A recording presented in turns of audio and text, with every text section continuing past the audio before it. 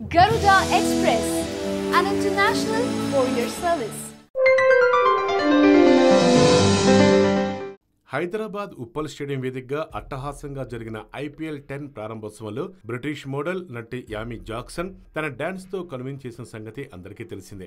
IPL 10 ప్రారంభోత్సవంలో ప్రధాన ఆకర్షణగా Amy Jackson నృత్య ప్రదర్శనను నిర్వాహకులు ఎంతో ఘనంగా ఏర్పాటు చేశారు. గ్రాండ్ కాస్ట్యూమ్స్ తో తళుక్కుమన్న యామీ తన వంతు ప్రదర్శనతో ప్రారంభోత్సవానికి రక్తి కట్టించేందుకు తెగ ప్రయత్నం చేసిందట. అయితే ఆమె డాన్స్ నెటిజన్లను అసలు ఏమాత్రం ఆకట్టుకోలేదట.